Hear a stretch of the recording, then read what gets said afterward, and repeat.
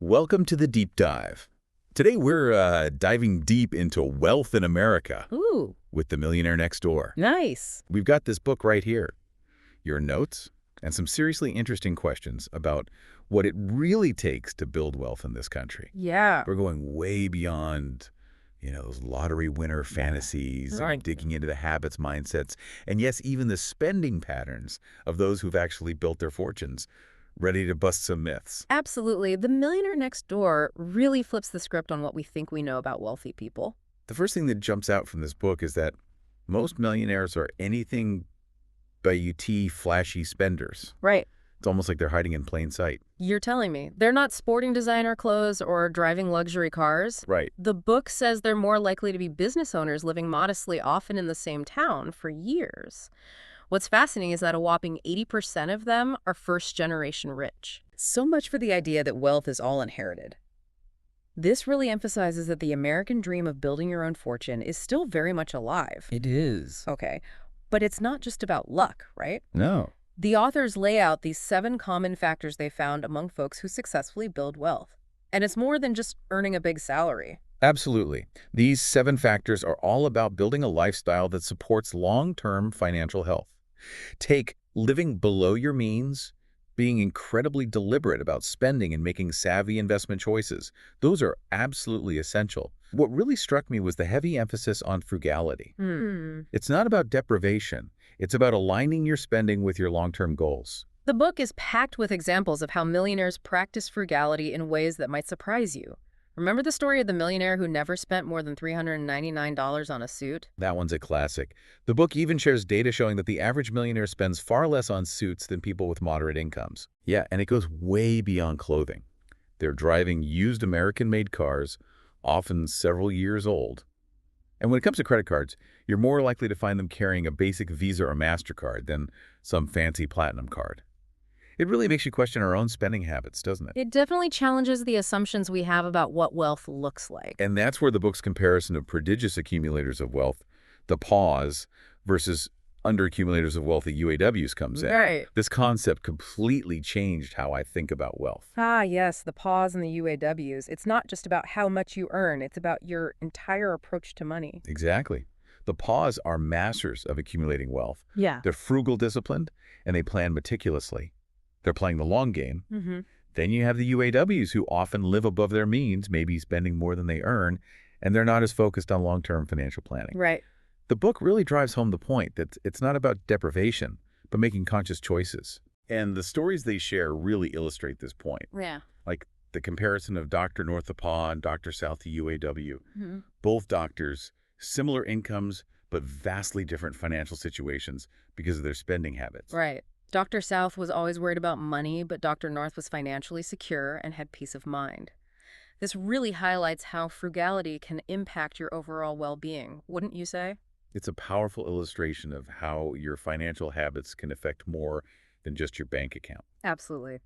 And then there's the story of Petty, friend the UAW, who unknowingly spent more on cigarettes over his lifetime than he would have needed for a down payment on a home. That one was a real wake-up call. It shows how seemingly small everyday choices can have a huge impact on your finances over time. It really underscores the need to be mindful of our spending and ensure it aligns with our goals. Right. Speaking of goals, one of the most fascinating parts of the book is its discussion of economic outpatient care, or EOC. Essentially, it's when affluent parents provide financial assistance to their adult children. You'd think this would set kids up for success. But the book actually argues that it can sometimes do the opposite. That's counterintuitive, right? I mean, helping your kids out financially seems like a good thing. It does.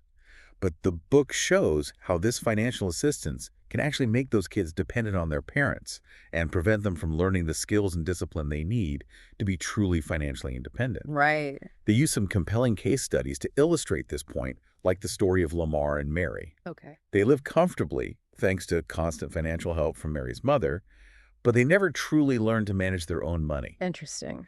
And then you've got this affluent couple who thought that exposing their children to expensive experiences would make them economically successful. But as it turned out, that wasn't the case at all. It's a reminder that true financial success comes from more than just being around money. Yeah. It's about developing the skills and habits to manage it effectively. For sure. So what can we learn from this? The book offers some surprising strategies for raising financially responsible kids that really challenge conventional wisdom. It's definitely thought-provoking stuff. What are some of those strategies? Well, the authors suggest something pretty bold. You should never tell your children that you are wealthy. Wait, really? That's surprising. It is, but the idea is to prevent a sense of entitlement and to encourage them to find their own path to success. Right. They also emphasize that leading by example is crucial. If you want your kids to be frugal and financially responsible, you need to model those behaviors yourself. So don't be driving a fancy sports car while telling your kids to save their allowance. Exactly. And instead of showering them with cash gifts, they suggest investing in their education or helping them start a business. Okay. The focus should be on helping them develop skills and a strong work ethic. It's about investing in their potential, not just handing them money. Precisely. And one of the most intriguing suggestions is to delay inheritances until kids are older and have already established their own financial habits. It's almost like giving them the chance to prove themselves first. Exactly. It encourages them to develop their own financial independence and prevents them from becoming reliant on a future inheritance. I like that. So the Millionaire Next Door is really advocating for fostering a sense of responsibility and ownership over one's financial future. Absolutely. It's about raising children who are not just wealthy, but also responsible, resourceful, and resilient. That's a great goal for any parent. So we've covered who these millionaires are, their habits, and how they raise their kids. But what about the types of work they do? Does the book talk about which industries are most common among self-made millionaires? It does, and there's some really interesting patterns. What stands out to you? Well, it makes sense that self-employed professionals like doctors and dentists are well represented among millionaires. Right. They often have high earning potential and a lot of control over their businesses. That's a good point. It seems like entrepreneurs, those who build businesses from the ground up, would also be pretty common among millionaires. You're absolutely right. And while success is never guaranteed, the book highlights how these fields offer a higher income potential and the chance to create something of your own. It's about building a legacy, not just collecting a paycheck. Right. And it's interesting to note that the book shares data on the average net income for specific industries, and some of them might surprise you. Ooh, like what? Well, one unexpected example is coal mining, specifically through sole proprietorships. It turns out to be surprisingly lucrative. Coal mining, that's not what usually comes to mind when you think of millionaire-making industries. I know, right? But the book explains that it's due to a combination of high demand and a decreasing number of operators. So those who stay in the game and adapt are reaping the rewards. Right. It's a good reminder that success often comes from identifying opportunities that others might overlook. I agree. Speaking of opportunities, the book also explores this unexpected connection between fear and entrepreneurial success. What do you mean? Well, it challenges the assumption that successful business owners are fearless daredevils. In reality, fear is a natural part of the entrepreneurial journey. So what separates the successful entrepreneurs from the rest? It's their ability to acknowledge their fears and move forward anyway. The book uses the example of Larry, who was afraid to start his own printing company, but found success by becoming a broker of printing services. He found a way to meet a need in the market, even if it wasn't his initial vision. Exactly. It's a reminder that the path to success isn't always linear. Sometimes you have to be flexible and adapt to find your way. The book also mentions some really famous entrepreneurs like Ray Kroc and Lee Iacocca, who faced their fears and went on to achieve amazing things. They're great examples of how courage isn't the absence of fear, but the ability to act despite it. It's about having a vision Yeah. and being willing to persevere through the challenges. Which leads us to a story that perfectly sums up the different values of PAWs and UAWs. The story of Mr. W and his dog. Yes, the dog-loving millionaire. This anecdote is such a good example of how wealth doesn't always equal a desire for luxury. Mr. W, a paw, clashed with the residents of his luxury condominium complex over his beloved and rather large dog. It sounds like a clash of cultures. It definitely was.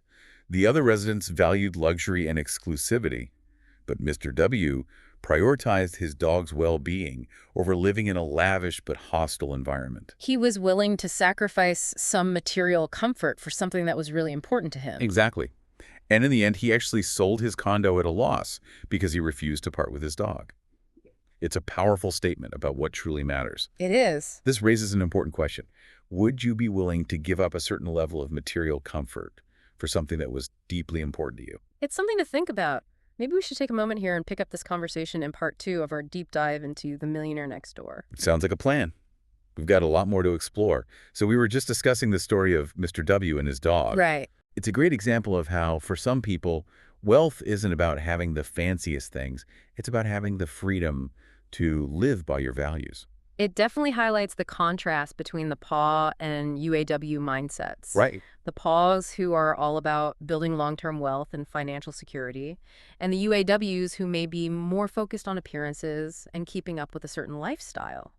Exactly. And the thing is, it's not about saying one approach is better than the other. Right.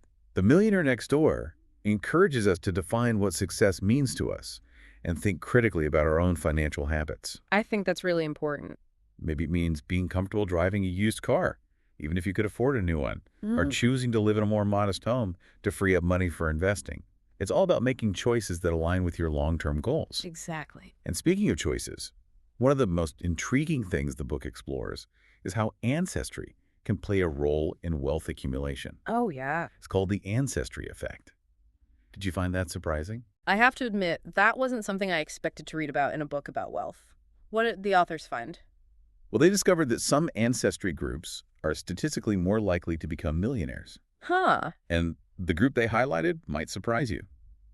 It's the Scots. The Scots, that's not the first group that comes to mind. I know, right? Hmm. But when you look closer at their approach to wealth, it starts to make sense. Okay, so what is it about the Scots that makes them so good at building wealth? Well, it's not just because they were early immigrants to America, although that definitely played a part. The book suggests that their success comes from a combination of factors, including their strong work ethic, a focus on education, and a deep-rooted tradition of thrift. They're known for being very careful with their money. Exactly. They tend to be incredibly frugal. They plan for the future and are willing to make sacrifices to reach their financial goals. And what's fascinating is that their success can't just be attributed to high incomes. Right. The book even points out that a good chunk of Scottish millionaires actually have household incomes below $100,000 a year. That really drives home the point that building wealth isn't just about how much you earn, it's about how you manage your money. Absolutely. It's a perfect example of how those 7 factors we discussed earlier can lead to success even without a massive income. It really is. And when it comes to managing money, the book offers valuable insights into how millionaires approach investments. What stood out to you in that section? One of the key takeaways for me was that millionaires are often very hands-on with their investments. They don't just blindly follow the advice of a financial guru. They actually do their own research and make their own decisions. That's right. They understand the risks involved, and they're not afraid to think differently than the crowd. Wow. The book even says that many millionaires act as their own financial advisors. That's fascinating. You'd think that with their level of wealth, they'd be outsourcing all of that. It seems counterintuitive, but many prefer to stay in control of their finances. And when they do choose to work with a financial advisor, they're very selective. They're not just picking a name out of the phone book. Right. They're looking for someone who understands their long-term goals and shares their values. Exactly. They want an advisor who is trustworthy, experienced, and someone who can help them achieve their goals through sound investment strategies. It reminds me of something else the book discusses. How many millionaires don't actually set out to become millionaires? That seems paradoxical. If they're not chasing money, what motivates them? Their focus tends to be on building a successful business, providing for their families, and achieving financial security. Okay. The wealth is almost like a side effect of their hard work and smart decisions. It's not about getting rich quick. It's about building a life of meaning and purpose and having the financial freedom to support that life. And maybe that's the real key to becoming the millionaire next door, living in alignment with your values and priorities. Right. It's a reminder that true wealth is about so much more than just the numbers in your bank account. Now remember those unconventional strategies for raising financially responsible children. Oh, yes, that section was full of surprises. One of the most striking pieces of advice was to never tell your children they are wealthy. Even if you have a comfortable lifestyle, you shouldn't flaunt it or make them feel privileged. Exactly. Yeah. It's about preventing them from developing a sense of entitlement and encouraging them to find their own way. It's about instilling values of humility and hard work. So instead of driving a fancy car while telling them to save their allowance, you model those values yourself. Right, lead by example. Instead of showering them with extravagant gifts, the authors suggest investing in their education or helping them start a business. It's about empowering your children to create their own success, not just handing them money. I agree. And that concept of empowering them extends to the suggestion of delaying inheritances. It seems counterintuitive, but it encourages them to build their own financial foundation. They have to prove themselves first, so to speak, before they receive any large sums of money. Exactly. It's about trusting them to make their own choices and learn from their own experiences. Of course, this can be challenging for parents who want to help their children, but sometimes providing space for them to grow is the best gift you can give. It's about finding that balance between offering support and encouraging independence. So far, we've learned a lot about the habits, mindsets, and even the ancestry of these millionaires next door. But before we move on, let's take a moment to recap. What are some of the key takeaways that have resonated with you? Well, one of the biggest aha moments for me was realizing that building wealth is more about behavior than income. It's not just about how much you make, but how you handle what you have. It all comes back to those 7 factors: living below your means, being disciplined, and investing wisely. And having a long-term perspective is crucial. Millionaires aren't looking for quick fixes, they're playing the long game. Right. They're patient and persistent.